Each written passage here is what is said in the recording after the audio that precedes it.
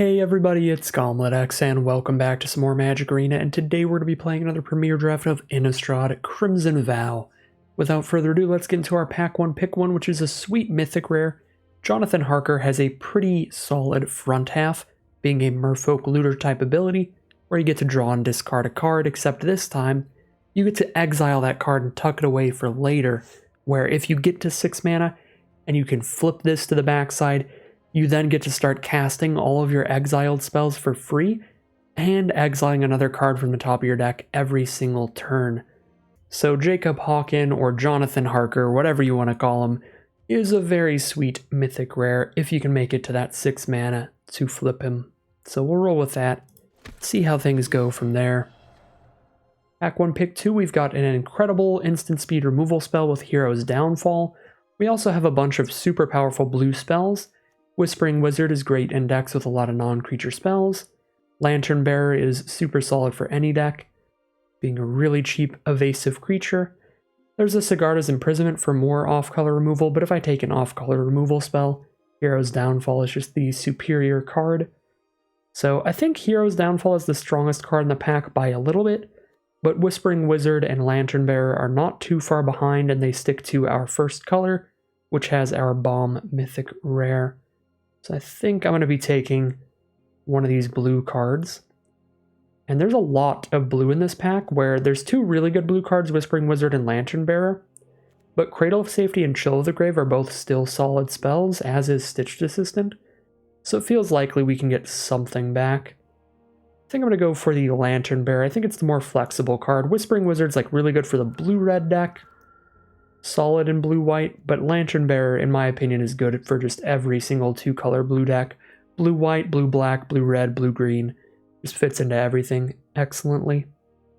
For Pack 1 Pick 3, we see some pretty great white cards. We have Kindly Ancestor and Traveling Minister there.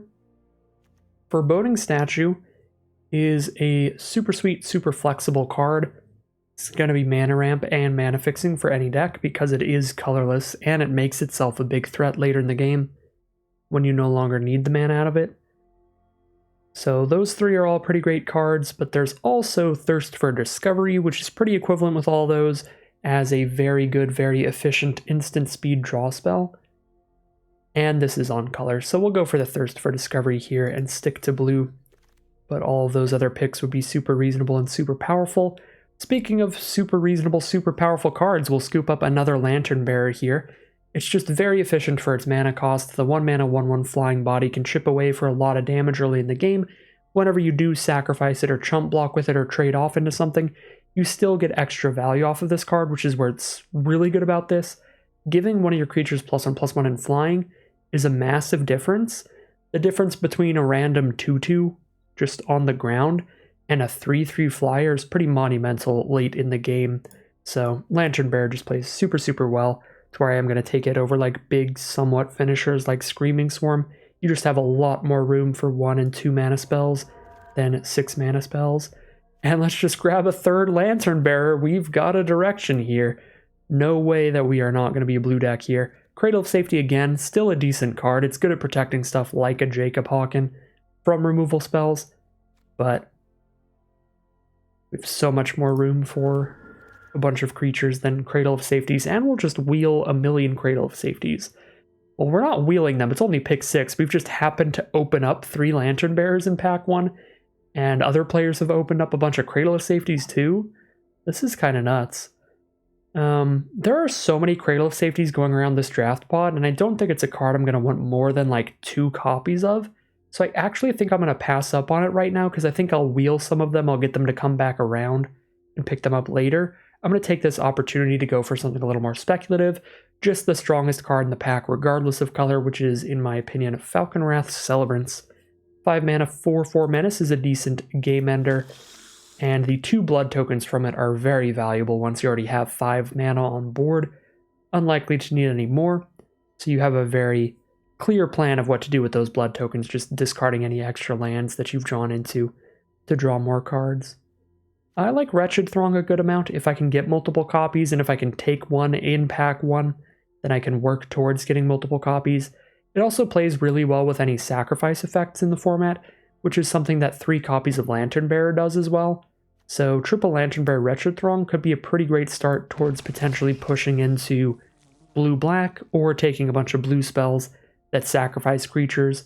Weirdly enough, in this format, there are a lot of blue creatures that have abilities that make you sacrifice another creature. So we don't necessarily have to be blue-black to sacrifice Lantern Bearers or Wretched Throngs for value. These blue spells are all pretty weak, but everything in the pack is pretty weak.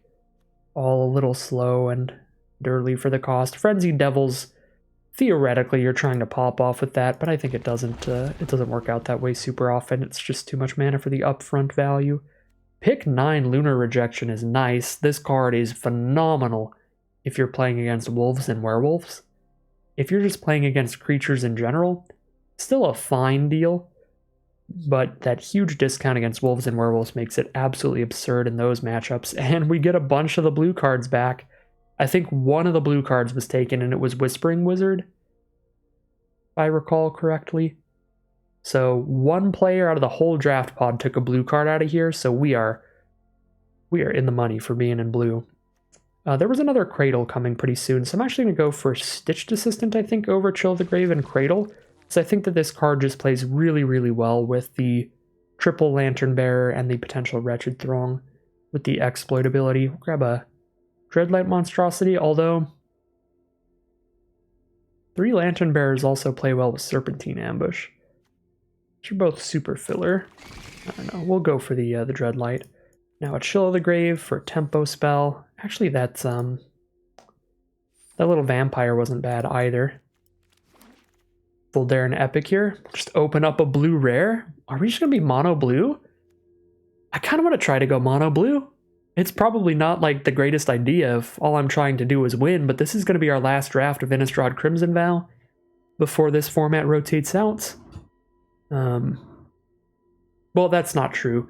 They changed standard to where sets don't rotate until 3 years after they've come out, so they're going to do more flashback drafts of Crimson Vow at some point. But this will be our last draft of Crimson Vow for at least a couple months, because they're taking it off Arena tomorrow. They're taking the draft queues off of Arena tomorrow at the time of release of this video, so let's just get silly with it. Do something wild to cap it off, see if we can make it all the way to a mono blue deck. This would be the draft pod to do so, I think. We've seen a lot of high quality blue cards. Now we've opened up both an incredible blue mythic rare and an incredible blue rare. So we'll see if we can keep that going. Well, alright, this pack kind of sucks. For blue, I guess we take another Stitched Assistant. Unless I want to take Sigarda's Imprisonment. I am not married to a secondary color, I just have the Celebrants. Purely trying to win, I think we do take Imprisonment here. I think it's fair enough to still take Imprisonment, even if... I want this draft pod to end in mono blue if possible. I don't think taking Sigarda's Imprisonment is going to make us any less likely to end up in mono blue, because I don't think I'm going to play a Steelclad Spirit at all, and I don't think anybody's going to take either of these blue cards, so we just wheel one of the blue cards, take the best off-color card right now, just in case. The make it or break it on becoming a mono blue deck isn't going to be whether or not I have a second Stitched Assistant, you know? And I'm fairly certain I'm going to get that second Stitched Assistant regardless. Alright, this is kind of goofy. Quadruple Lantern Bearer and go to town. Gutter Skulker is pretty nice too, maybe we can wheel that. Repository Scab will play really well with a full play set of Lantern Bearer, but we'll take the Lantern Bearer first, get those 1-drops in here. Take the lower mana value cards over the higher mana value cards. Fill that out later. Now we have a Scattered Thoughts, excellent instant speed card draw. Plays really, really well with counter spells and stuff if you can. Because then you hold up your counter spell, and if you don't cast it, you get to dig for whatever you need with Scattered Thoughts. I'm going to take this card here. It might actually get drafted. Exclusively trying to win, I think we probably want to push towards blue-white and take another removal spell or a Traveling Minister. These are the best off-color cards in the pack, and they're both very good, but we'll take the Scattered Thoughts. Because that time, that might not actually wheel. Ooh, Wandering Mind for blue-red spells. Could take another Scattered Thoughts, though. Repository Scab looks solid in this deck, but I don't think anybody else is going to want those too highly. But Scattered Thoughts is kind of a high pick. Again, could be Wandering Mind as the probable best pick. Exclusively trying to have the best win rate that we can. We should be, at this point, speculating on secondary colors and picking between white and red as the most likely options. That's too bad. Selhoff Tumor actually looks kind of fun with 4 Lantern Bearers. I don't think I need a lot of copies of those, though. And 1, 2, 3, 4, 5, 6, 7, 8. Alright, I'd be kind of surprised if this was the literal last card in the pack, but it's possible. Yeah, I don't think I'd want a lot of copies, and those tend to go really late, so I'll just, again, go a little speculative there. Slam Dunk the Wretched Throng, though. You definitely need at least 2 copies for this card to do anything. 3+ is where you're happy with the card.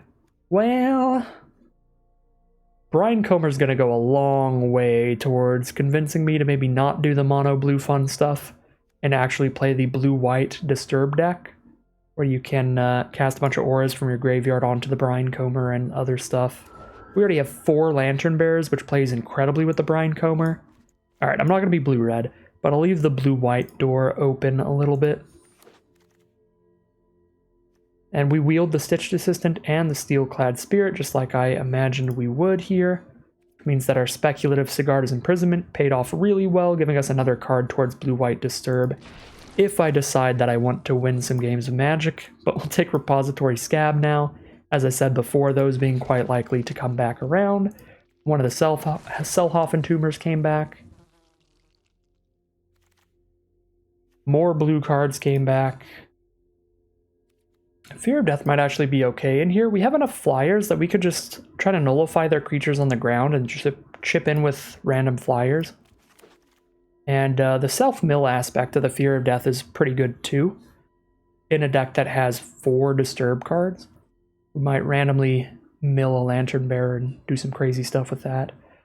Storm Chaser Drake is really nice when you have stuff to target your own cards, so I guess I could target my Storm Chaser Drake with Lantern Bearer's Disturb effect. It's not actually that crazy. Dorothy's quite strong for the blue-white Disturb deck. That does look like where we should be, strictly trying to win. Blue-white Disturb today. There's no way Storm Chaser Drake wheels. There's no way Dorothy wheels. I'm gonna do it.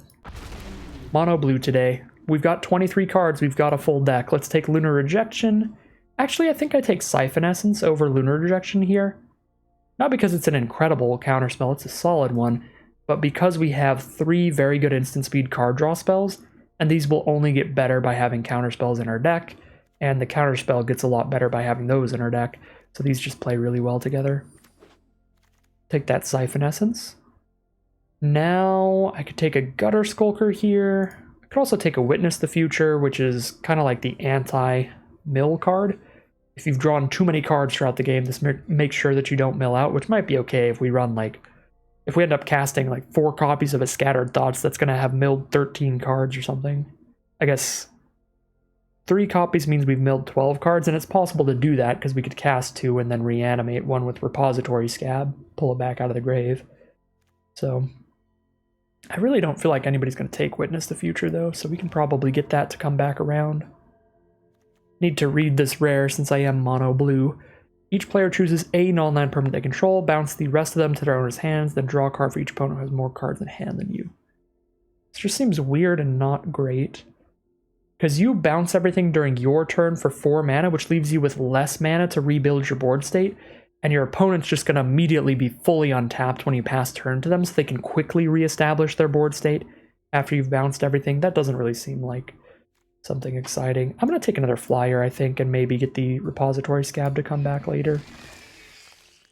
5th Lantern Bearer. Can't stop me. Scattered Thoughts is good too, but 5 Lantern Bearers. When else do you get to play 5 copies of a card? You don't get to do it in Constructed, so we'll do it when we can in Draft. 5 copies of the same card. Take a Lunar Rejection now. Take a Diver Scab now. There's another Brine Comer.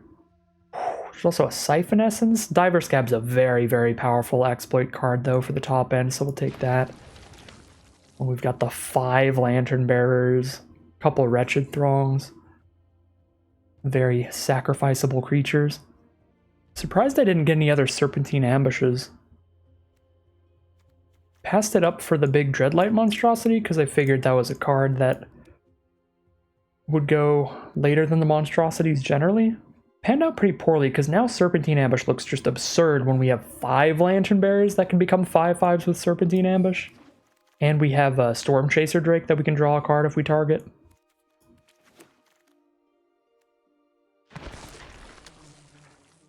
So I really wish I took a Serpentine Ambush. I think that would actually be a pretty nice piece of tech in this deck. Be pretty fancy. 2 mana +4/+4 combat trick out of blue is going to be like really unexpected and pretty powerful.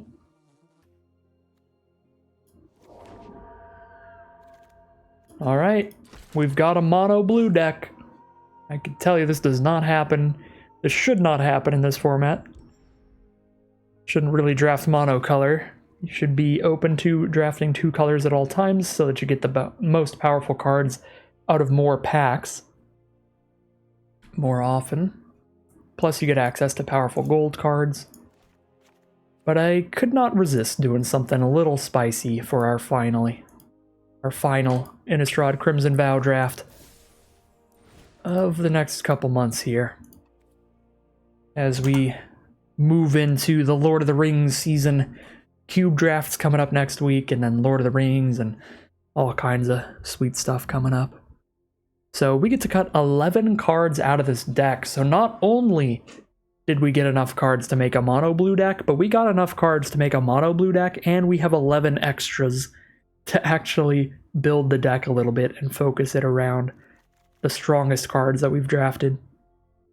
Alright, so looks like we can be a very powerful tempo deck here where we know we're always going to have cheap little flyers on the board. And then we pivot late game into sacrificing those flyers for value with Stitched Assistant and Repository Scab type effects. And then slapping the Lantern's Lift onto one of those, so like buffing up into a bigger flying attacker to close out the game. So I think with that in mind, I'd like to keep the curve really low and really streamlined here, and cut a lot of the slower stuff like Dreadlight Monstrosity. Skywarp Scab is also kind of a nombo with this deck, where a lot of what's going to end up in our graveyard is stuff that we want to be reanimating from our grave. Specifically, obviously, the playset of Lantern Bearer, but also the Gutter Skulker potentially if we keep that in here. So we'll cut those out right now. We have 5 flyers with Lantern Bearer, as well as the ability to make 5 other creatures turn into flyers. So I don't think I need flyers badly enough to run the 4-mana 3/3 Cruel Witness flyer, and I do want to cut down a little bit more on those higher end creatures again. Still want to cut a few more creatures here, but I think I'm cool with 3 3-mana ones, 3 4-mana ones, 1 5, something like that. Maybe cut 1 more Scab would be fine, but I think mostly I want to lower the 2-drop creatures now. Stick to the best cards for this sort of tempo deck. I think the Entomber and the Steelclad Spirits, they theoretically work in here, but they're more cutesy than anything, where the Entomber can discard a Lantern Bearer to draw a card and get the Lantern's Lift into our grave immediately. That's super cute, but we've got plenty of exploit in here. Even if I discard a Repository Scab, or if I remove a Repository Scab from this deck, we'll still have 4 exploit cards to sacrifice the Lantern Bearers. Plus, it's really easy to just chump block with them or something to get that extra value, so don't love the Entomber, and the Steelclad Spirit would be fine in here to slow our opponent down and try to defend against their little 2/1s and 2/2s in the early game while we chip away with our flyers. But I think we have a lot of really good non-creature interaction to run instead for that, so we'll drop the Steelclad Spirit. Puts us down to 16 creatures, still right in that 15 to 17 nice mid-rangey aggro range, which is super good. I could definitely cut another if I want to, and I think I'd be cool to cut like 1 Repository Scab. Still, again, have 4 exploit cards, as I said before. And now I want to focus on the non-creature cards to cut, and again, I think I'm going to be trying to go for tempo kills, where we just lock down their best threats and kill them with our flyers before they can fully kill us. I don't really love Fear of Death, when I could be forcing them to like fully recast some stuff. Fear of Death does shut off the power of certain cards, but it's not going to help us get any flying and reach blockers out of the way. And I think we're really on that outrace game plan where we can stall out any of their big ground creatures and also stall out any of their flying or reach blockers with these spells. Whereas the Fear of Death doesn't really help us when they play a flying or reach creature. Like if our opponent plays the 1/4 reach with training, and then they manage to get a +1/+1 counter on it by training with it once, Fear of Death is going to be so bad. Like they'll have a 2/5 reach on the board. Even if I shut off its power, I'm never going to break through a 5 toughness reach creature. That being said, I'm pretty good at attacking with a 4 power flyer because the Stitched Assistance and the Repository Scab all become a 4 power flyer with Lantern Bearer on it. So that is kind of the one scenario where Fear of Death plays pretty poorly. Maybe I do still keep it in here. I gotta cut something though. I still gotta cut 4 more cards, and I think I do like the Chill of the Grave, Lunar Rejection style interaction more for this deck. They also both draw us a card, which is sweet. Yeah, I'll drop the Fear of Deaths. But maybe that would actually play pretty well in here. 2 more cards to cut. I think I'll cut Retrieval over Lunar Rejection. Lunar Rejection is a lot more mana than Retrieval, but Retrieval doesn't draw us a card. It's not a decent value play. I guess Retrieval's pretty cute, where we could return our own Lantern's Lift to our hand and then recast the front half. We can use it to pick up a Dream Shacklegeist or something too for protection, but I like the 1 of Cradle of Safety for protection there. I really like the cheap mana cost on this. Might actually cut like 1 Scattered Thoughts in a land here. I still have a Thirst for Discovery and a Scattered Thoughts, which is 2 great dedicated card draw spells. I only have like 1 counter spell to be holding up alongside the instant speed card draw. But I do have double Lunar Rejection, double Chill of the Grave at instant speed too. All of our non-creature cards are instant speed, which is spicy. But I think I'd be pretty cool to cut a land here. Average cost 2.5. We cut a 4-drop in a land. Our average cost goes down a little bit by cutting a 4-drop. We're down to 2.4 average mana cost. Plus, we're a mono-colored deck, so we know every land is the correct color every time. So we don't have to worry about cutting down a land, lowering our mana sources for the correct color. Whereas sometimes you'll be playing a 2-color deck that has some cards like Dream Shacklegeist that's like double blue and 1, and then maybe some black cards like Hero's Downfall that's double black and 1. And when you want to cut down to 16 lands, you're like, wait a second, that means I'm going to have to run like 8 islands and 8 swamps instead of 9 islands and 8 swamps. To where, 8 swamps is like 1 out of every 5 cards in the deck? Versus the slightly better count. Yeah, when we have 16 islands, it's like, alright, if we have lands, we have the mana for everything, we're perfect. We don't have to worry about getting stuck off of casting a double blue spell, if that makes any sense. Where cutting down to 16, 15 lands can really hurt your ability to cast double spells, double pip spells on color in 2-color decks. Alright, yeah, I think I'm cool with this. I think we can run it like this. I don't think our Storm Chaser Drake looks particularly exciting in this deck, unfortunately, but it is still a 2-mana 2/1 flyer, which is good. Yeah. Maybe not the absolute perfect build of the deck, but good enough for me to call it a deck there. Alright, here we are with the final deck list for today. We are ending the Crimson Vow drafts this time around with a bang, a mono blue deck. And this is a sweet one. We have some really powerful rares in the deck as well, and a very clear game plan, with the curve starting off at 5 copies of Lantern Bearer. This is the main card in the deck that we are going to be strategizing around.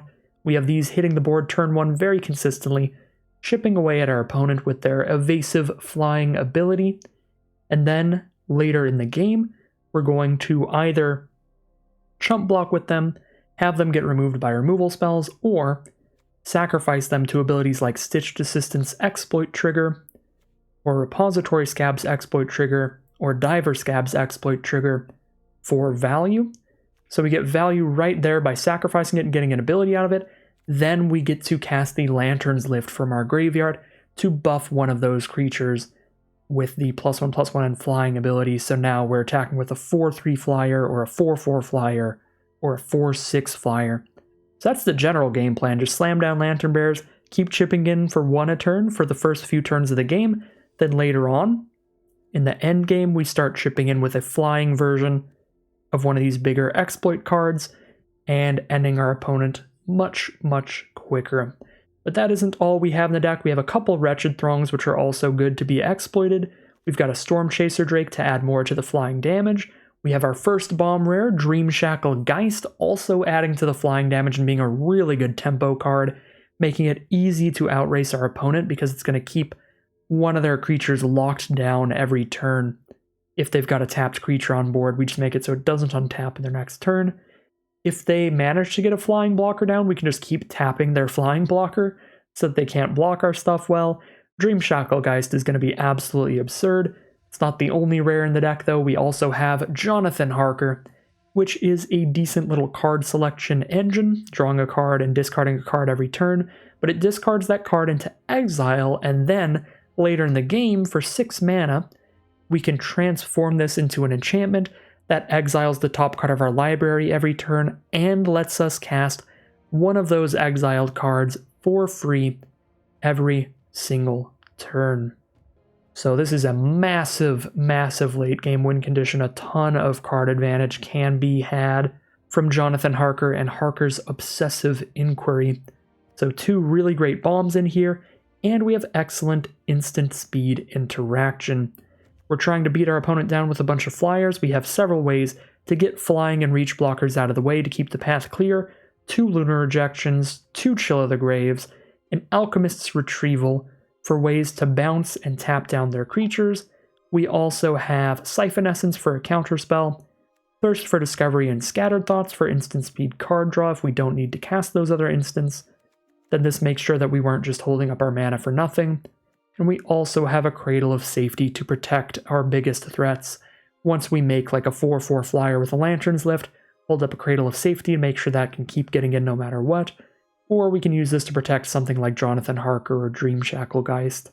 So super sweet deck today, not something you do all the time and Limited in general, especially not in Crimson Vow. There are a few formats where there are mechanics designed to help you actually build monocolor decks every now and then, like Throne of Eldraine and Theros Beyond Death. There are some monocolored focused mechanics, not a ton. But those are the formats where you would see this being a reasonable thing to happen now and then. But Crimson Vow, not really one of them. Blue was just super open the draft pod, so we decided to get a little spicy with it. So pretty excited about this deck. A lot of good things going for it. Hopefully it'll all play out pretty well together and we'll get a good win rate, but we'll find out soon enough as we head into the gameplay. Alright, here we are on the play for game 1. This is an excellent hand, especially if I draw the 3rd land by turn 3 for the Dream Shackle Geist. Then things will be super, super great, and we do draw that land. So poke in for 1 with Lantern Bearer. Our opponent's on red-black. They start with a Kessig Flame Breather on the ground, which is fine by me. You can have all the ground troops you want, as long as we keep those skies cleared. And there's the Abrade for the Dream Shackle Geist.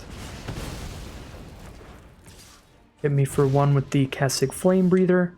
Do hit land number 4 to drop a Gutter Skulker, which is nice. So I can start attacking with that unblockably next turn. So I think we slam down the Gutter Skulker. Next turn we might Stitched Assistant, sacrificing the Lantern Bearer, because the Gutter Skulker is only unblockable while attacking alone. So I'm not going to want to attack with Lantern Bearer anyway next turn, so I think it's a decent time as any to sack it, get the Scry 1 and draw a card, and have that Lantern's Lift in the grave for later. Our opponent is on red, black, and white off of the Evolving Wilds, finding the plains for them. They've got a Sanguine Statuette, which turns into a 3/3 every time they discard a card, I believe? Or specifically when they sacrifice a blood token. Some of the cards in the format that synergize with blood tokens work when you discard a card for any reason. It looks like with this one, it's exactly when you sack a blood token. Alright, so we're going to attack with exclusively Gutter Skulker here, so we may as well Stitched Assistant first. And see if that affects our line. I'm pretty happy to draw the 5th land. I have a 3-mana spell in the grave I'd like to cast alongside something else. Alright, unblockable Gutter Skulker, hit for 3, pass the turn. And now I could Chill of the Grave to tap down one of their cards and draw a card, or I could Alchemist Retrieval to put one of their cards back in their hand. Let's go ahead and tax their mana here and force them to recast that next turn. Just bounce that back to their hand before it triggers and gets extra damage in. Another Stitched Assistant. Interesting, that's nice, not bad. Now I've got the mana to throw Lantern Bearer on the Assistant, attack with both here. All they can do is chump block with Flame Breather. And then I can Chill of the Grave the Waltzer when they recast it. Seems like a pretty powerful tempo line here.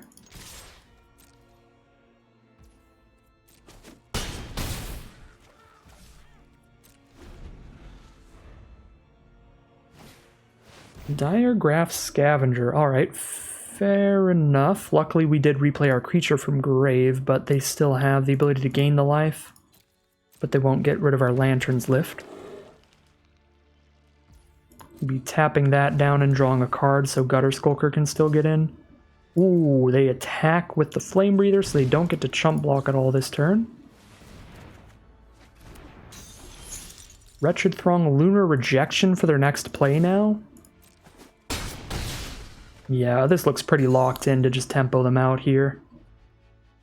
They have so many cards to play, but they can't play them out and keep them on board long enough to survive because we can just keep bouncing them. That was some really rude mono blue stuff there. We're going to start the game off 1-0. Start the draft off 1-0 even, as we head into round 2. Alright, here we are for game 2. Lantern Bearer into Jonathan Harker or Wretched Throng. On turn 2 is nice. Repository Scab for turn 4. Ideally we cast an instant or sorcery before we cast the Repository Scab though, so we can actually get an Enter the Battlefield trigger out of it. Our opponent has immediately Evolving Wilds into a mountain, and their lands are mix-matched. Mismatched? Whichever word it is. Unhinged Mountain and a Theros Beyond Death Swamp. Another Lantern Bearer. Alright, that means that I can turn 3 play Jonathan Harker and a Lantern Bearer. So we'll do that. I'm playing the Wretched Throng now, so I can trade into the Ridgewolf if they attack in. The Jonathan Harker just doesn't block, period. Alright, we get trampled over, but we get the Ridgewolf off the board, which is the important part.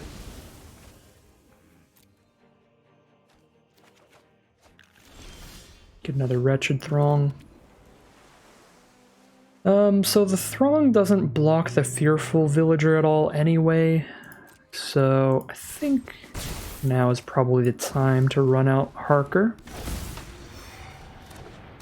Because I'd have to double block Fearful Villager with Lantern Bearer and Wretched Throng, and I'd lose both creatures, which doesn't feel incredible, even if the Lantern Bearer has a fine ability once it's dead. We've already gotten our Wretched Throng death trigger. We take 2 damage from the Menace creature. And they're going to pass the turn so that they can flip to nighttime for the Fearsome Werewolf. Just going to exile Jonathan Harker. No, just shoot him down. Probably am supposed to draw discard here. Yeah, there's a lot of cards that would be better than Wretched Throng here. To where if I draw a better card, I just exile Wretched Throng. Like using a blood token, discarding the Wretched Throng to draw a card. Yeah, I'll keep a different card over that. It's actually hilarious. It's the perfect draw, theoretically.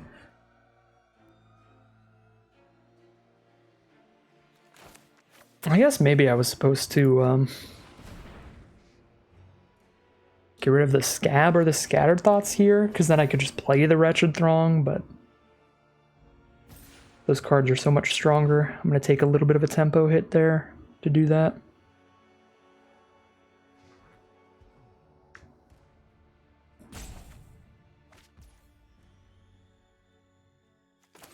Alright. No spell this turn. Oh, I guess I would have double spelled to flip the Fearsome Werewolf back as well. That would have been significantly better. I forgot about the double spell value. Again, the 2/1 body is not really going to change anything, but I would have cast Cradle of Safety and Wretched Throng in the same turn, which would have been pretty good. Probably should have done that. Ooh, Diver Scab is a real one right now. Real draw here. Make it one more turn after this. If I get another land one more turn after this, then I get to flip the Harker.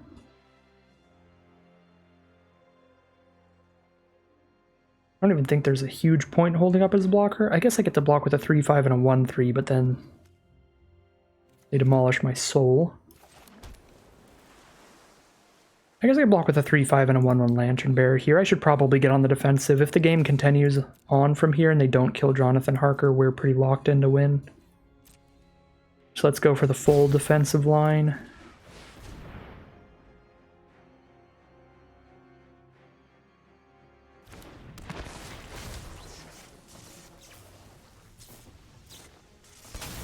Alright, if I don't bounce the Socialite, they could attack with it as a 5/5 by sacking the blood token, and I don't have a good double block for that.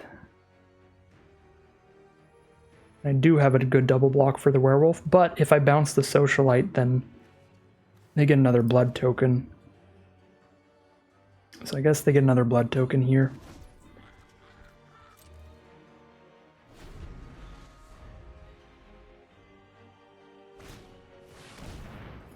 Okay, do I have any instants in grave yet? No, I have nothing for the Scab.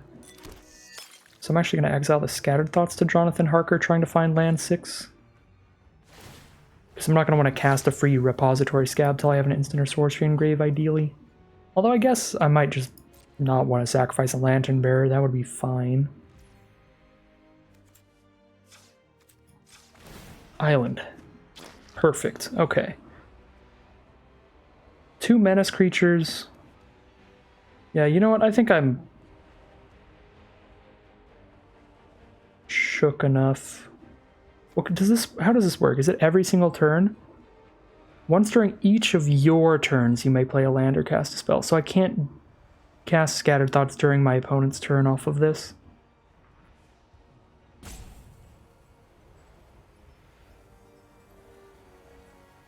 Might pick up Scab then. Sure. Just play a 3/3. Ooh, Storm Chaser Drake. Alright, here we go. And this is where we need the 6 mana. For the Scattered Thoughts, so we play that for free next turn.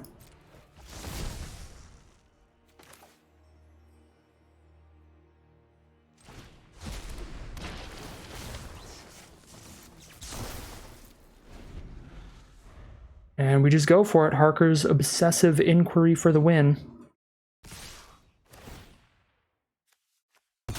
Opponent goes for it with the attack with the semi-truck.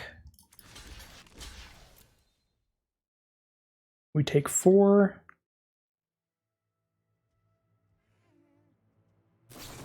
And there's an Undying Malice to get the Socialite back.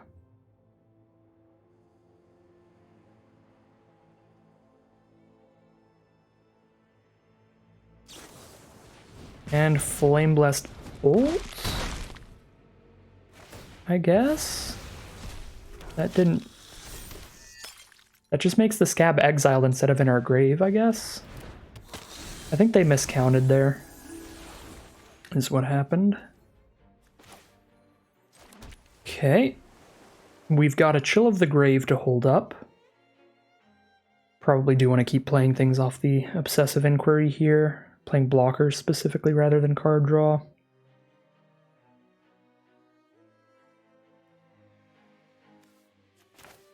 Drop a Storm Chaser Drake.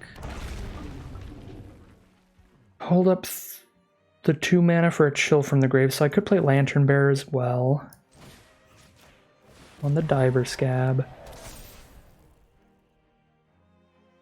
4, 5, 6, 7, 8 damage they can't block.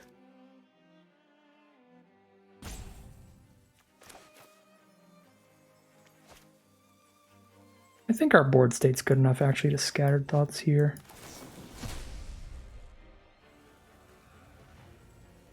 Another Chill of the Grave. And a Lantern Bearer. Could let the Lantern Bearer go to grave since it has a graveyard ability, but they're going to hit us for 4 on the crackback if I tap down the Socialite. Maximum. Yeah, we kill them in like 2 swings, I think.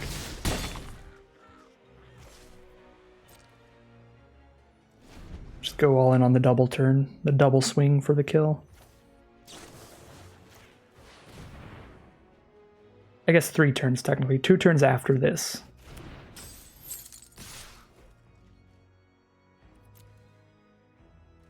Go to 4. They have a 4 damage burn spell. Nope. Mountain in hand, discard, draw.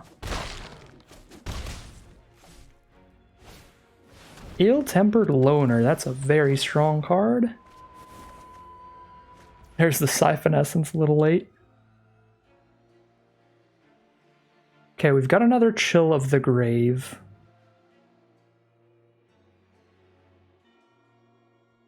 Use that on the Loner. They attack with a 2-1 and a 2-3. Guess it takes 2 turns to kill them, so we just play the most expendable blockers. Which I have a lot of. And that's 3 blockers up. We can play it extra safe and have 4 up. And then just Chill of the Grave the Loner when they go to combat, and there should be pretty much no way they lethal us. Unless they draw a removal spell to shoot their own Loner with.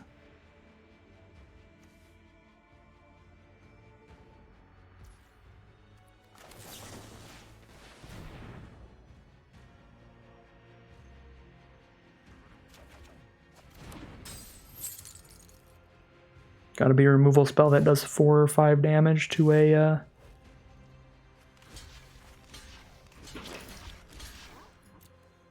creature they control.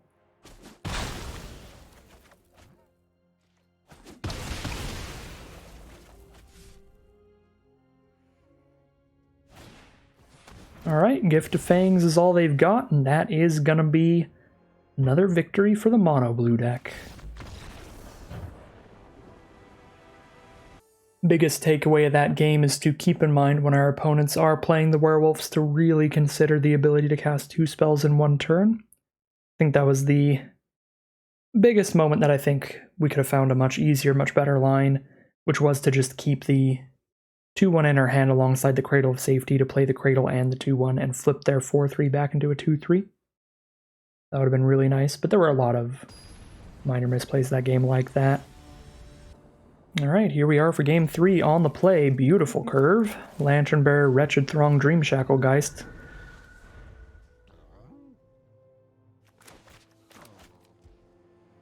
Playing some Crash Team Racing Nitro Fueled.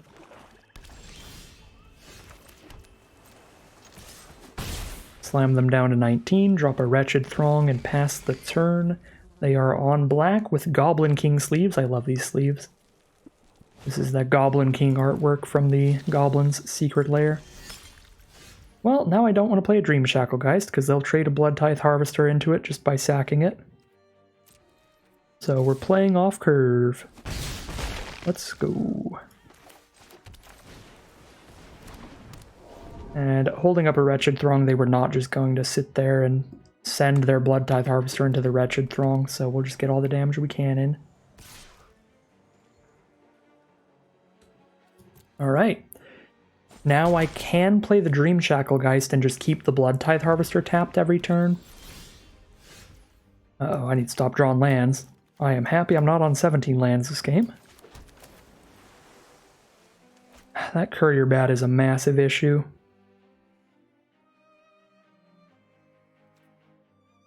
Yeah, I have nothing else to do with my mana. I think I need to do this.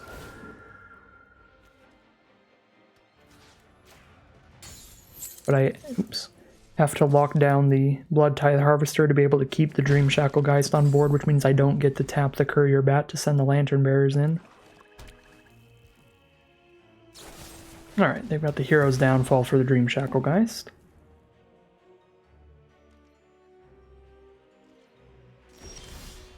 Thirst for Discovery. Absolutely perfect. Top deck there. We needed to draw out of the Mana Flood, and Thirst for Discovery is perfectly designed to do that, letting you discard a land to draw a couple other cards. Okay, they're not going to have anything for Lunar Rejection to target. Well, they might have a wolf or a werewolf, but I think we just play a Storm Chaser Drake.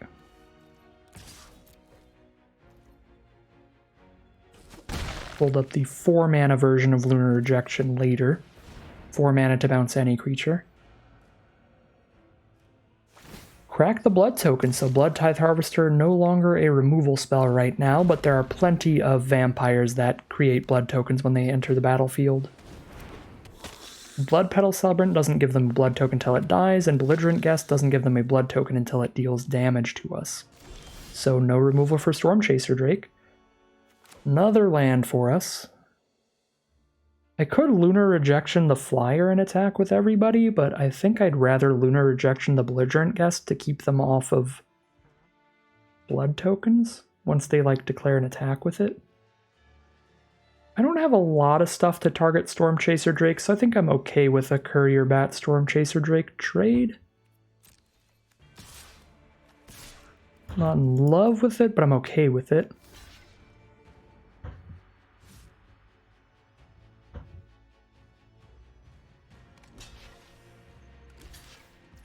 Okay, they are going to get the blood token off of the Celebrant then here.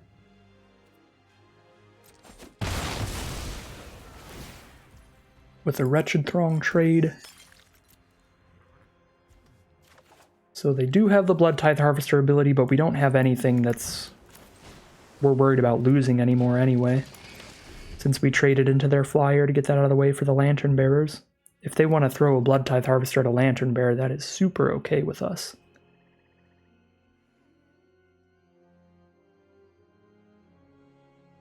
For those who don't know, who haven't played any Standard, Blood Tithe Harvester gives something -X, where X is twice the number of blood tokens they control.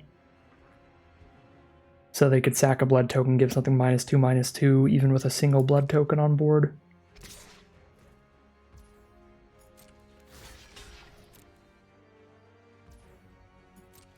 I wish I had a third copy of Wretched Throng. I wonder if any more got opened up and players were scooping them up super highly, or just none got opened. Shuffle the deck for fun.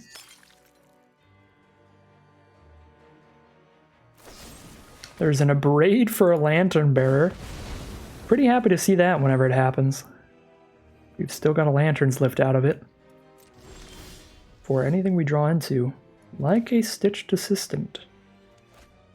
However, if I Stitched Assistant and put a Lantern Bearer onto it, then they could just sack the Blood Tithe Harvester to fully kill it, but that's probably honestly fine. They can only Blood Tithe Harvester at sorcery speed, yep.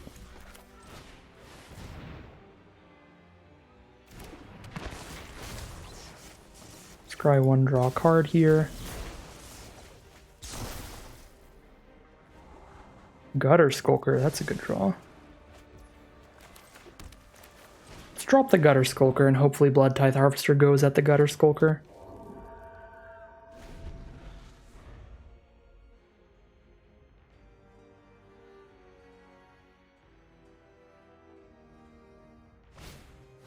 Grisly Ritual at the Gutter Skulker, okay. Fair enough, they have 4 blood tokens, so Blood Tithe Harvester is a -8/-8 ability. Another Lantern Bearer.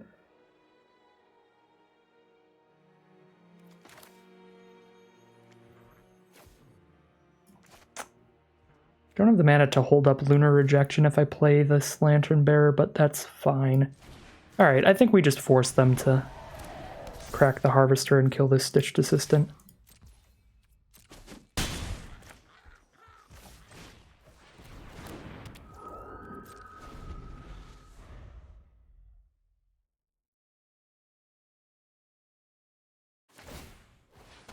Crack a blood token. Crack a blood token. Dracula the Voyager hits the board. which is Edgar, Charmed Groom. Absurd card, gives all your vampires +1/+1. When it dies, turns into a coffin that spits out 1/1s. Our opponent just attacks, though? I think our opponent did not realize that their Blood Tithe Harvester could just kill Stitched Assistant, because now they're not dead on board, but they go to 1, and I drew into the kill. I don't imagine that if they knew about the Blood Tithe Harvester ability, they would have chosen to attack, putting themselves down to 1. So possible they just didn't fully read the Blood Tithe Harvester. I don't know there. I'll take it though. Get that quick victory before Edgar can do anything crazy. Can flip into the casket of native earth and spit out a bunch of life linkers to give them a lot of breathing room towards outracing us. Beautiful stuff from a multitude of lantern bearers that game. We are now 3-0 as we head into game 4. Alright, here we are for game 4 on the play with another beautiful hand. Turn 1 bearer, turn 2 throng. Or Jonathan if we want to set up our draws instead.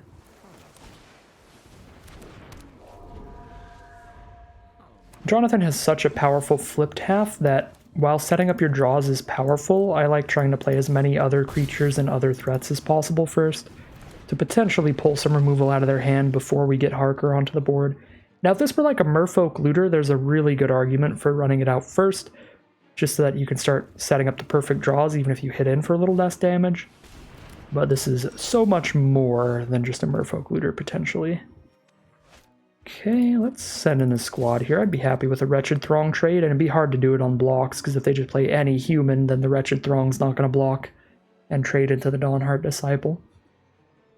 That'll be attacking as a 3/3. Potentially.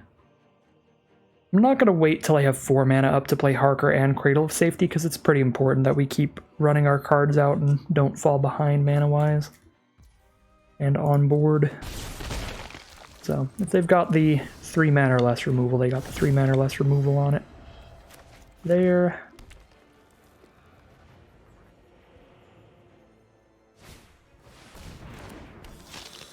Falconwrath Forebear, very scary card. I'm happy to have a Lantern Bearer against that.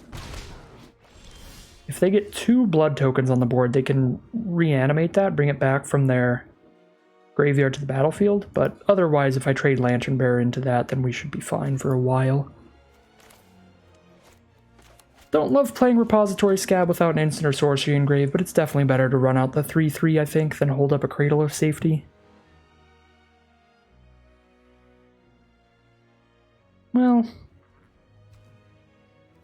I guess if they just play a creature, it's not like the 3/3 blocks the Dawnheart Disciple well anyway. I think I'd rather hold up Cradle next turn.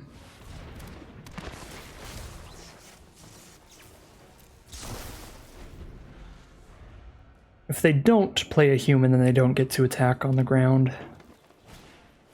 Alright, Weaver Blossoms is a human, unfortunate.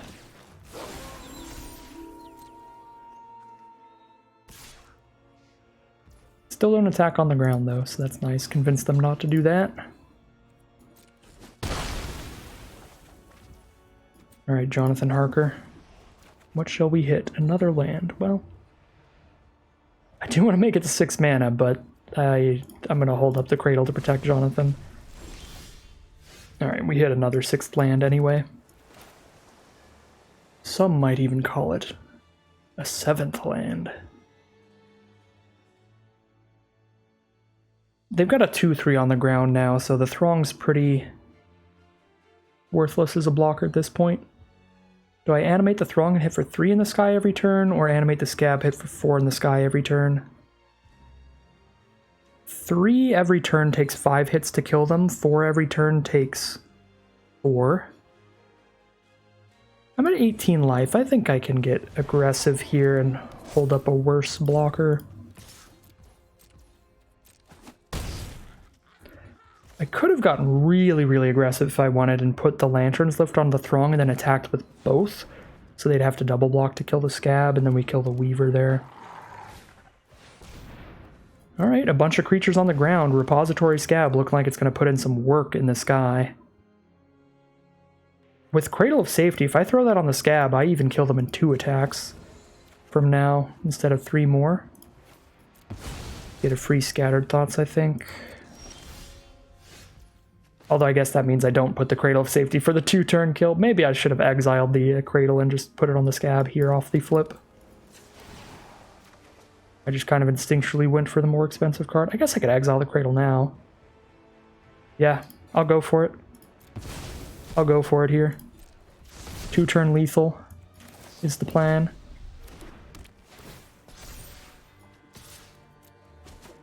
Alright. They're at 5 life. They have to have a spell that can kill a 5/5 flyer.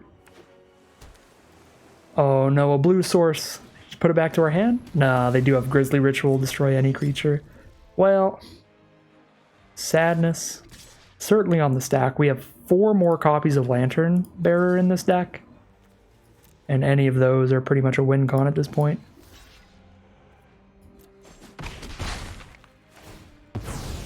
And we're about to Scattered Thoughts for free next turn to help dig for them. So we should still be fine. Dream Shacklegeist is another win con. Very good one. Cool, get a Lantern Bearer into the graveyard. I'm gonna have 7 mana here, let's go, let's cast a Gutter Skulker and a Dream Shacklegeist here. And then next turn I can Lantern Bearer onto the Gutter Skulker. Just gonna lock down their mana. At 16 life, I think lowering their mana a little bit's more powerful than stopping a couple more points of damage.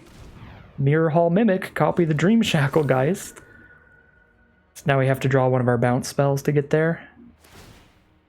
Get that out of the way.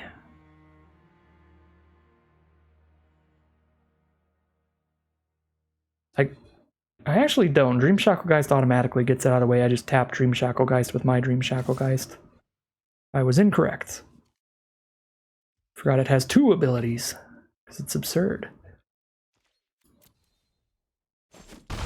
Alright, they've got 1 card in hand. Does this save them? 1 2-mana or less card.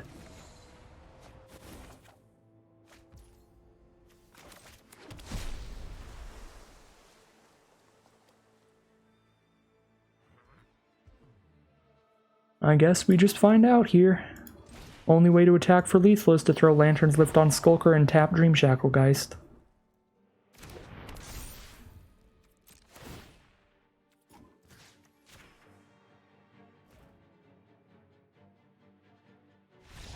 And there's the concession. It is gonna be lethal. We're gonna be 4-0 with our mono blue Lantern Bearer deck.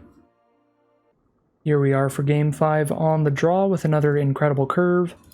We have Lantern Bearer as our 1-mana play, a Wretched Throng on 2, and a Stitched Assistant on 3. And then we go from there with some good interaction, Lunar Rejection and Chill from the Grave.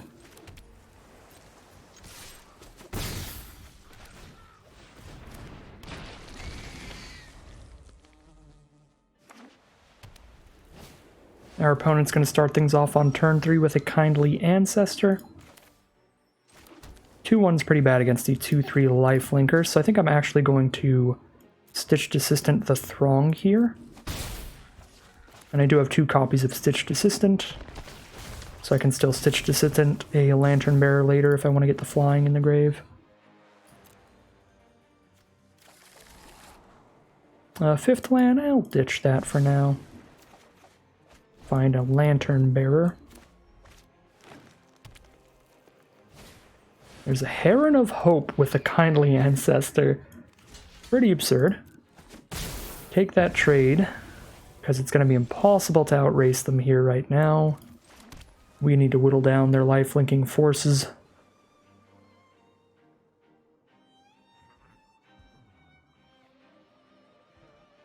Drop another Stitched Assistant right now. I don't even know what I would draw into.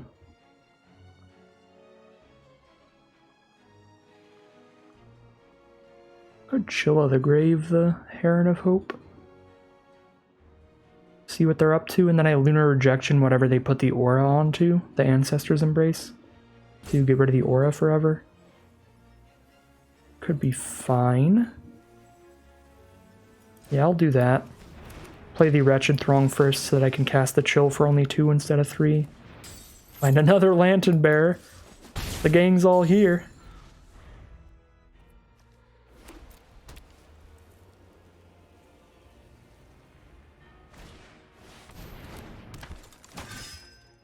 There's a Griff Rider and a Drogskull Infantry, and they do not put lifelink on anything yet.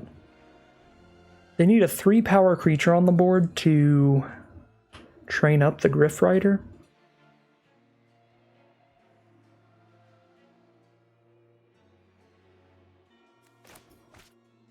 So I just block a Griff Rider and block a Drogskull Infantry with these two. I think I even just pass to have my Lunar Rejection up.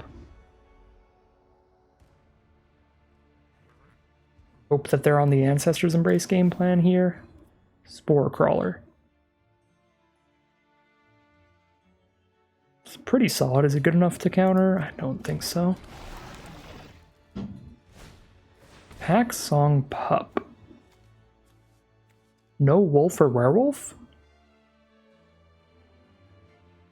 Like we counter the Wolf or Werewolf with that.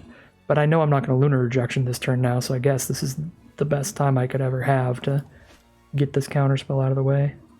I can pick it up again with Repository Scab later.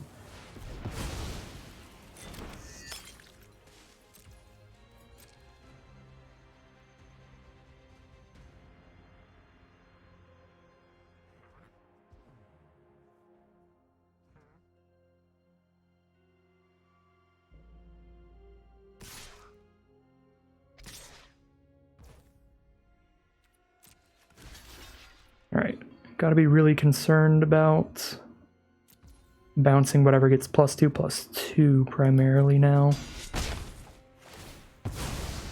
Because it'll be popping off. I guess the Spore Crawler pops off with Griff Rider. Maybe I should have countered Spore Crawler. Just initially.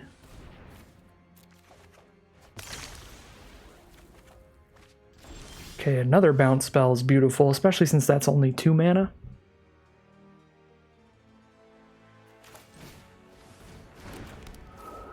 Lantern Bearer, hold up the 2 mana bounce spell. If I have to double block a Griff Rider, if it trains with a Spore Crawler, that's fine.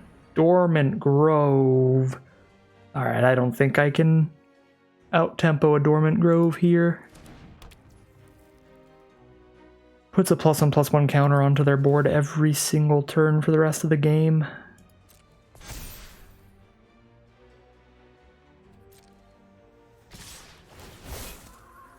They do let me kill the Griff Rider at least. That's nice.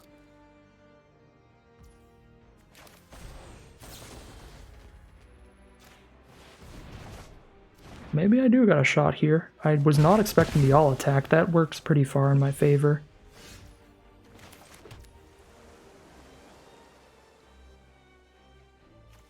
Stitch Assistant big enough to trade into Spore Crawler even if they put a counter on it.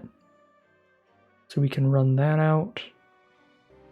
I want to have one more mana here, so I think I'm running out the Stitched Assistant and hoping to draw into another land at this point. Probably should have just not scryed the land to the bottom earlier. Could actually use a lot of mana at this point. With all these Lantern Lifts engraved. Oh my god. Oh. I'm gonna go for the right play here, which is to look for a land, but that would be so funny. That would be so amusing to get the full 5 in the graveyard. I can't with this deck. I mean, now I have a 3/5 that I can turn into a 4/7 flyer, so maybe I am outpacing a Dormant Grove.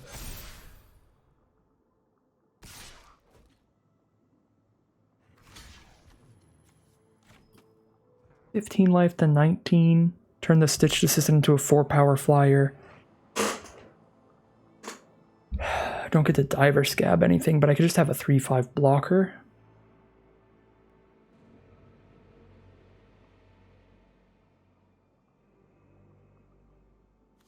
I don't know, I think I need to trade. Because I just don't have enough mana to play a Scab and a Lantern's Lift on this thing to attack with it. And I'm facing down a 5/5 to get through as well.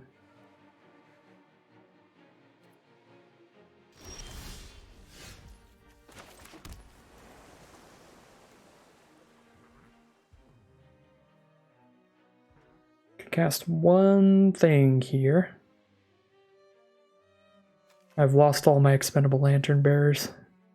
We've blown through them all.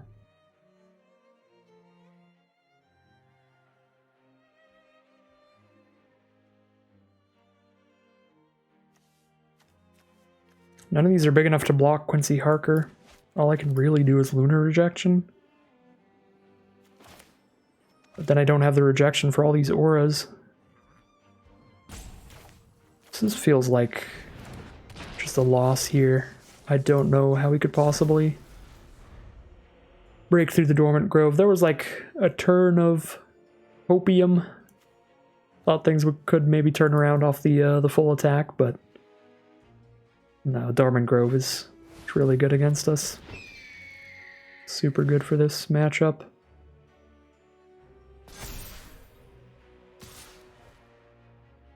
So far in the defensive.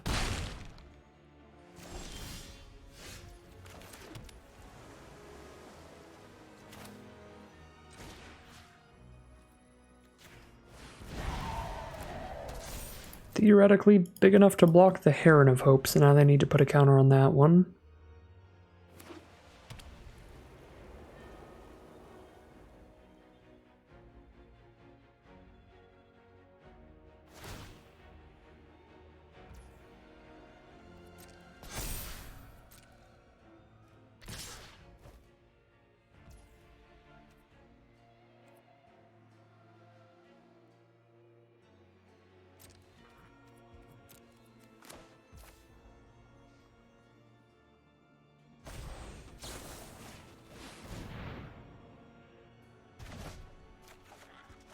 The more expensive card to recast. Dream Shacklegeist is kind of a legit draw.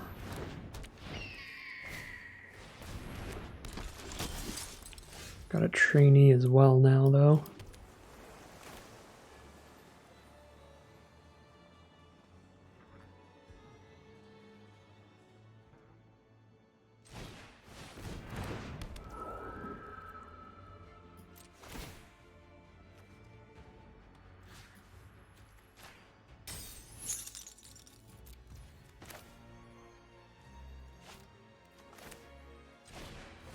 Probably have to just run this out.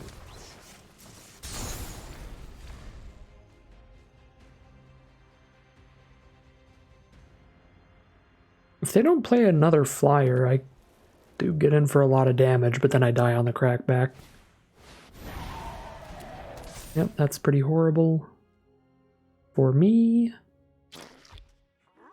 Now they can put a counter on it with Dormant Grove, and then it's 5 power, which is lethal. So I have to block it, so I have to double block it and lose the Dream Shacklegeist. It's got Vigilance 2 from the Grove Strider. Dormant Grove is just a magic card and a half. Definite MVP of this game.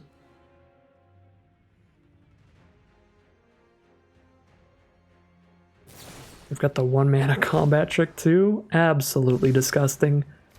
Never didn't have it. Down to 2.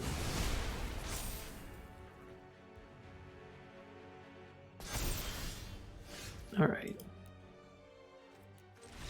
4-1, heading into game number 6. Alright, here we are on the play for game number 6. We've got our turn 1 Lantern Bearer, the handy dandy 1-drop to get things started. The rest of the hand's a little weird. It's very interactive with a Cradle of Safety and a Siphon Essence. But the turn 4 Gutter Skulker is good, and depending on what our opponent tries to play against us, we can do some pretty nice things.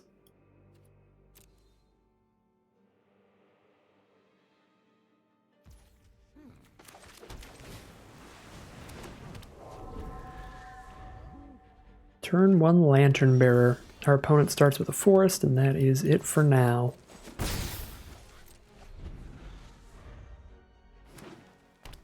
Another forest. It's a different forest. And a Dawnheart Disciple.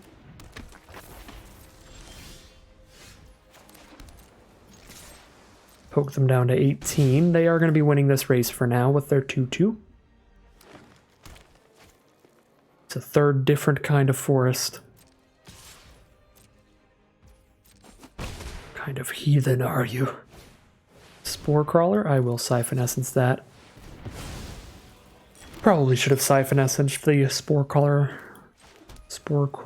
last round as well. Get rid of the 3-power training card.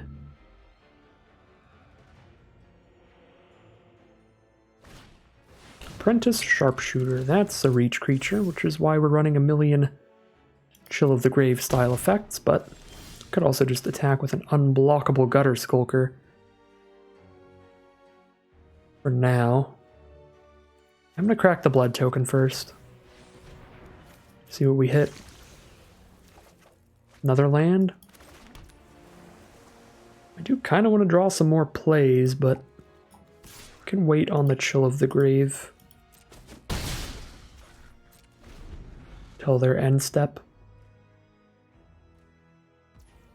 This way I have the Cradle of Safety up. Oh, they're going to train the Sharpshooter. That's fine. It can be as big as it wants as long as it's tapped. Down to 11. They're at 14. They're stuck on triple green. Alright. Stitched Assistant feels excellent. Sack the Lantern Bearer and still have Chill of the Grave up. Witch's Web. Untap the Dawnheart Disciple and give it +3/+3, so it's a 5/5 blocker for the Gutter Skulker. Then I chill the Grave and then Stitched Assistant post-combat then, I think. Which means I won't have the chill for the Sharpshooter anymore, which is a little bit annoying.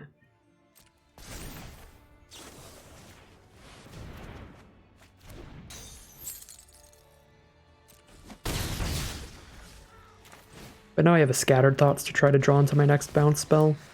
Get rid of the Sharpshooter, and even if I don't have a bounce spell for it, I can... I'll take a Lantern Bearer, I think. I can just attack with the Gutter Skulker for 3 unblockable damage.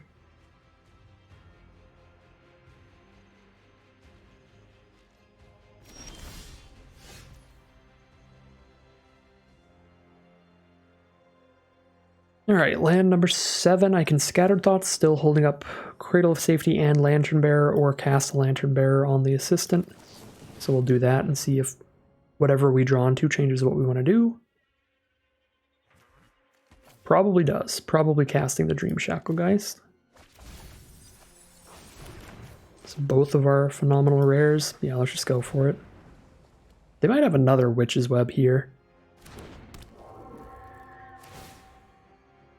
They have something at instant speed. I think I can afford to play around a second Witch's Web and still almost guaranteed find lethal next turn.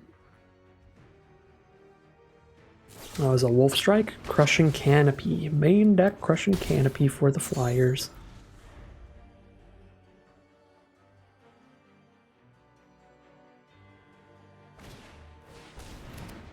Alright, now I don't find lethal this turn. We'll take 2 swings. We've got powerful stuff, it'll be fine. I can play a Harker, 2 Lantern Bearers, and still hold up Cradle of Safety.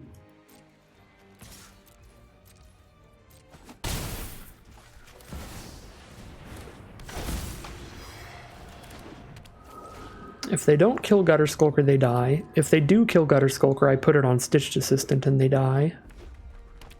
It just cannot block this thing, period. Just put the Gutter Shortcut onto the Stitched Assistant along with a Lantern Bearer. That's a 4-power unblockable creature.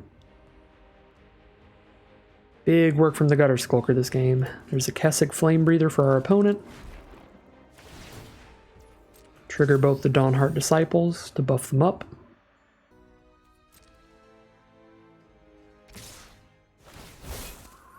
Send in all the creatures.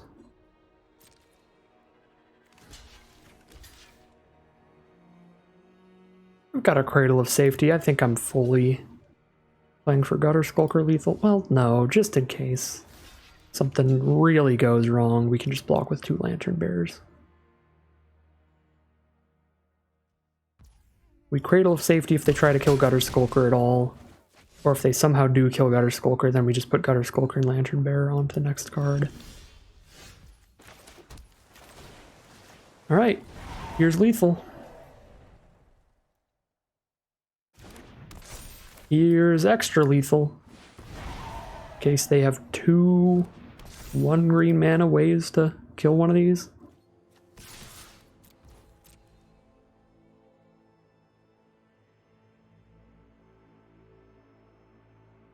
They could do the Witch's Web thing and have 1 reach blocker, but that doesn't block both of them. And that's 2 mana. It would have to be like literal fog, which is prevent all combat damage, which I don't think there's one in this set. If there is, I'm about to lose the fog. Alright, they are going to scoop them up. We are now 5 wins and 1 loss down. We're 5-1 in the money. No matter what happens here, getting more gems than it costs to play the event and getting some extra booster packs. Really phenomenal run with our mono blue deck, but we'll see if we can't keep it up as we head into game number 7. Here we are for game 7. We don't have any of our 1-drops, which is a little sad. Never mind. I was going to say, everything else about the hand's pretty sweet. Throng into Assistant, Chill of the Grave, and a Diver Scab later. Then we hit our 1-drop, which is incredible. Our opponent has turn 1 Flame Blessed Bolt, though, for the Lantern's Bearer, which is the best removal spell in the entire set for Lantern's Bearer specifically, because the Lantern Bearer gets just exiled for a single mana, so we don't even get the Lantern's Lift back. Blue-red from our opponent. They've got a Biolume Egg on turn 3, which completely walls off our Wretched Throng. Scries them some other cards to the top. Go ahead and Stitched Assistant the Throng away.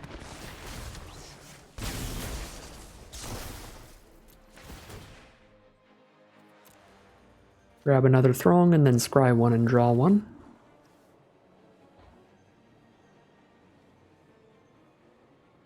I wish I had 1 more mana. Being able to play the Throng and hold up Thirst for Discovery would be great. I think this is good enough to keep, though.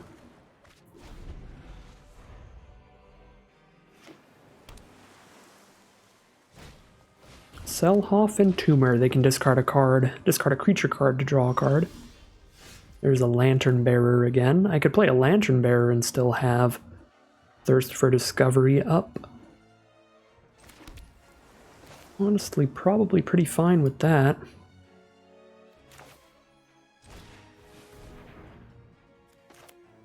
Got another great expendable card for my next exploit card. The Diver Scab. Chill of the Grave on the Stitched Assistant. Sure, I mean, I could bounce it to counter their Chill of the Grave so they don't draw a card, but this is pretty fine all around.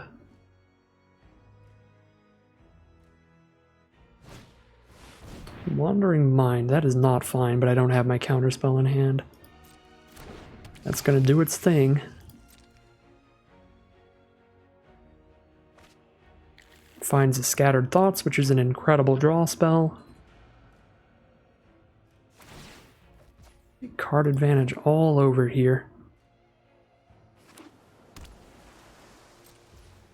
Okay, they're going to pass the turn. Let's Thirst for Discovery. Dream Shackle, guys, it's a big one. It's a good draw. Don't have the Cradle of Safety for it, but I think I still just want to run it out here.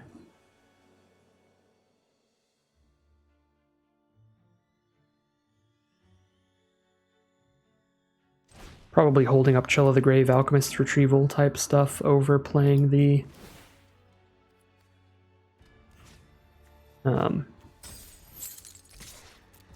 Wretched Throng. Again, Wretched Throng really just doesn't matter. Trade happens. That's a little interesting.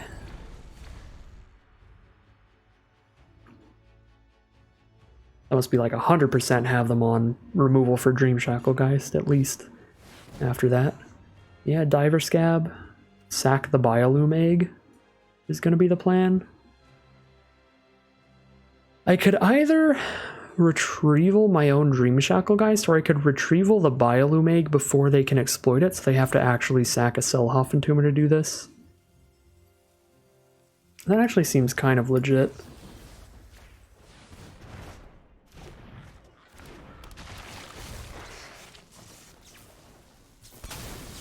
Because I really don't want them to flip that thing into a 4/4.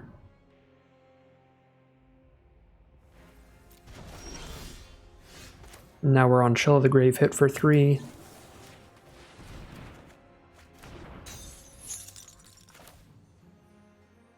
And draw a card, because I don't love Wretched Throng here. I guess it's like a redundant, it's a double tap, but I like cycling through the card. Suppose Dream Shacklegeist Wretched Throng would have been maybe a little better. Have another 2/1 on the board now.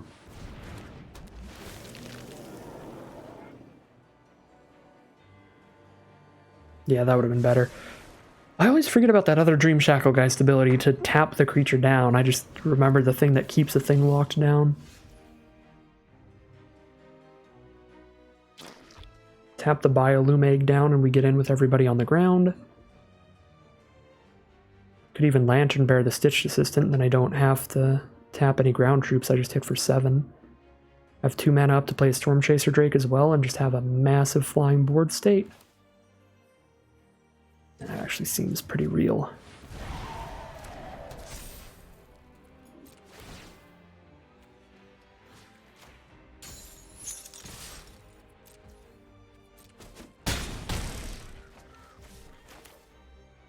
Doesn't quite kill them in 2 attacks. We'll hit them for 9 next turn when they're at 10. But it does get very close. There's the Scattered Thoughts. They have 3 mana left with that Foreboding Statue. Could even play another land and have 4 up.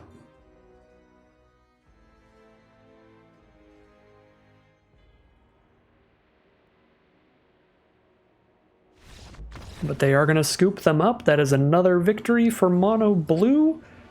The Dream Team, all the Lantern Bearers in the world, all the Litwicks and Chandelures.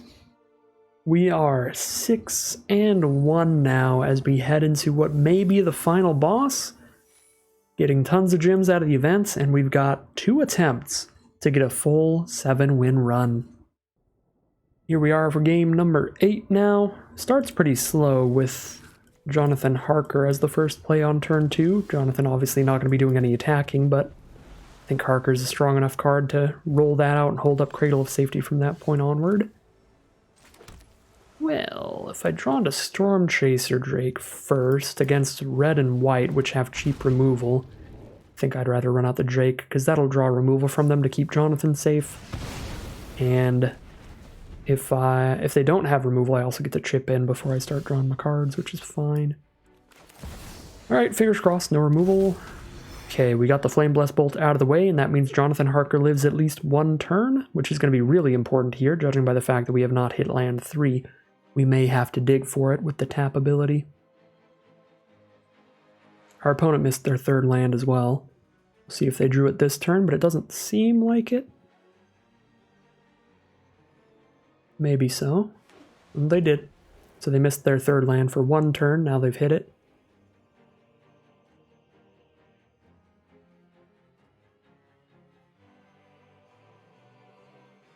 I'm gonna Sigarda's Imprisonment Jonathan or something. Ooh, we hit the 3rd land. That means I can play a land here and just use Jonathan Harker's ability during my opponent's end step. Vampire's Vengeance, 2 damage to each non-vampire creature. Get that +1/+1, I guess. Then I can still retrieval Jonathan Harker if they try to kill it next turn.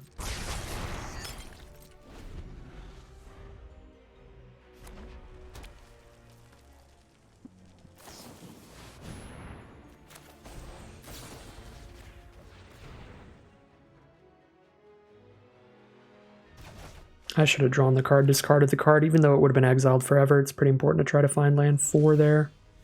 Yeah.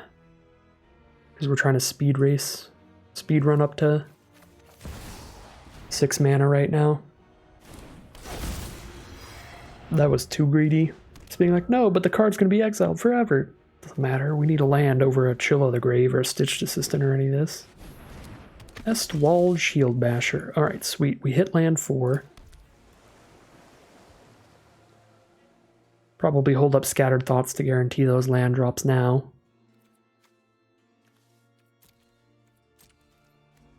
Take 4 damage for a turn.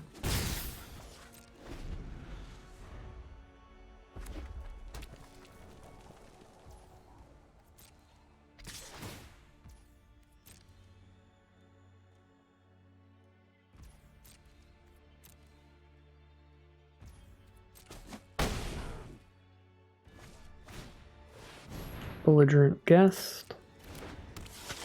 The 3/2 Trampler that makes some blood tokens.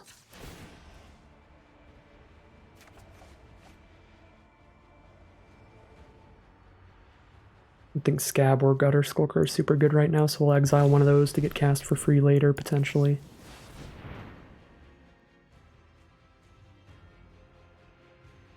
Definitely the land. Maybe the Thirst for Discovery as well.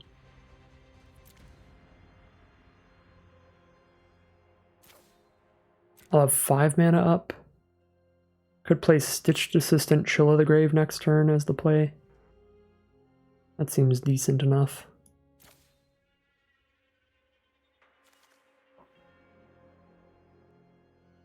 I guess I'm already going to have potentially Harker's Insight for a bunch of card draws, so I'll actually take Lunar Rejection for more interaction.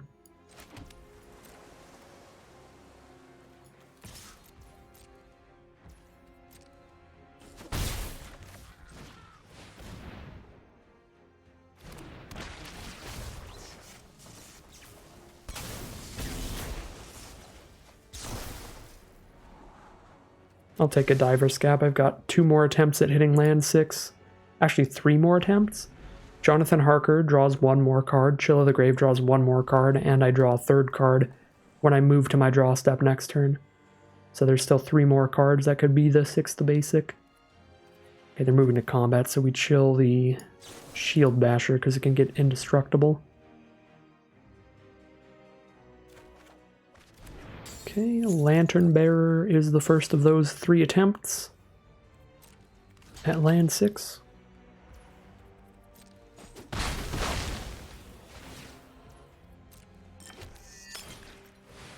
Higher Spawn, big old 6/4, tap out for it. We do hit land 6 now, so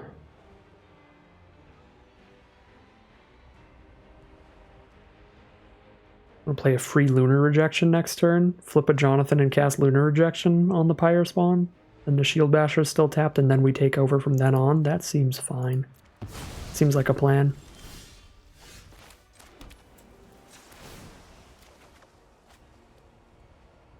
Get a free Diver Scab later. Once we play one of these Lantern Bearers. And then I Diver Scab when they recast. Wait a second. I can't do the Cleave for free? Oh, I can't do the Cleave for free. Well, that's awkward then. Then I just Diver Scab now. I didn't know you couldn't Cleave for free. That means that that's a really bad combo. Lunar Rejection, Exile to Harker's Obsessive Inquiry. Yikes. Should have kept Lunar Rejection in our hand. Oh no! We exiled another one? Oh, that's so bad. We've got a Repository Scab for a Chill of the Grave as a play. So that's probably the play.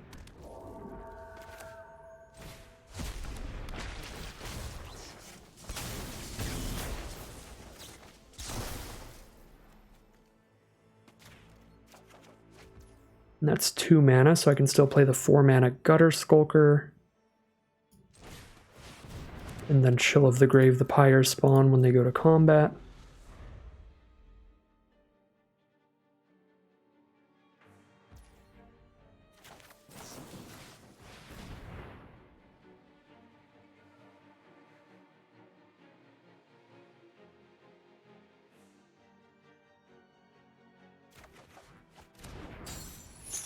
Wretched Throng's just a 2-1 because we already milled our other one.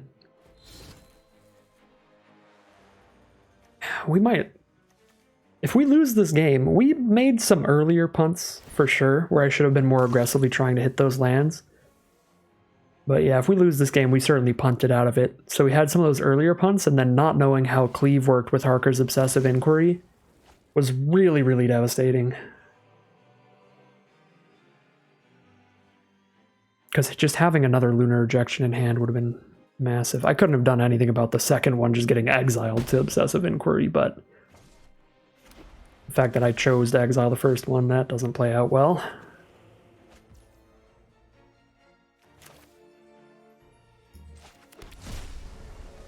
Can play 3 blockers here. Send in the team.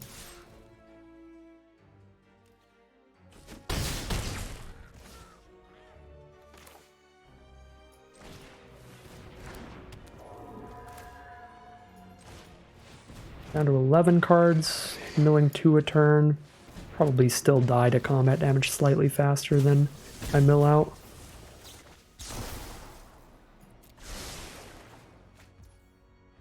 Gang's all here. Well, is it? I'm missing one of them. There's one more Lantern Bearer in the deck somewhere.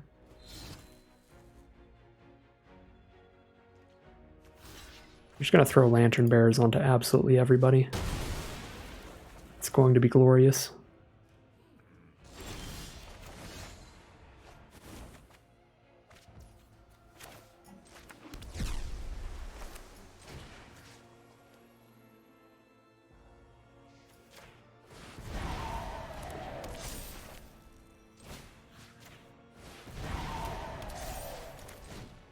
Attack for lethal and hold up a chum blocker just in case it's not lethal.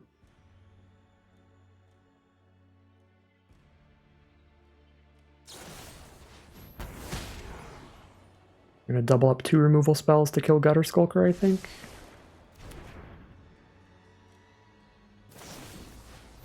Alright. If they have another removal spell and can shoot me in the face, they win. But they have to be able to get Wretched Throng out of the way and buff one of their attackers. Otherwise, they just die next turn. Alright. Not quite good enough to kill us that turn, so we are going to be 7-1. That was a sketchy, sketchy game. Certainly a sloppy game early on. I definitely should have realized that I should have been aggressively going for land 6 and should have tapped that Harker and just exiled another card, trying to hit land drops every single turn to flip it more quickly.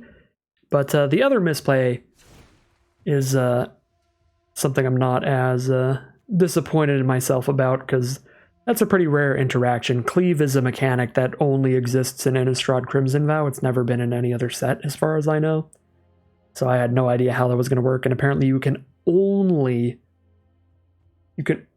do the Cleave ability of removing the text in the brackets if you pay it for the Cleave cost from your hand, even, because Harker's Obsessive Inquiry doesn't allow me to cast it while paying the mana cost. So it wouldn't even let me try to pay for the cleaved effect from exile under Jonathan Harker's enchantment. So that was a really interesting interaction to see in play there. That almost panned out really poorly for us, but luckily we still had a million cards and a bunch of spooky flyers, and the gang's all here, all the Lantern Bearers. So overall, this was an incredible run. Getting a 7-1 run off of the mono blue deck, that's sweet. I mean, obviously blue was wide open in the draft pod, so we have a really powerful deck here. But still, I think we could have been even slightly more powerful if I didn't go for the full mono blue goofiness and went for some blue-white Disturbed deck with all the Drogskull Infantry, Brian Comer, Sigarda's Imprisonment kind of cards we kept seeing. But it was nice to not have to worry about our mana pretty much at all.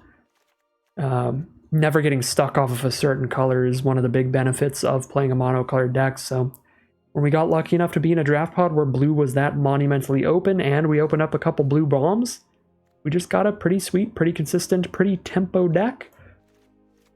Multiple games that were won early where our opponent still had a ton of cards in hand, but we just kept bouncing and tapping their only creatures on board to kill them before they could cast them. Multiple games won late off of tons of card advantage with these card draw spells and potential value plays of like Stitched Assistant, drawing a card, and getting us a Lantern's Lift, Repository Scab, drawing back an instant or sorcery, getting a Lantern's Lift set up. A lot of super, super good stuff from the deck. I think I played overall pretty sloppy today, but the deck was so good that it just runs us all the way to victory with a 7-1 run.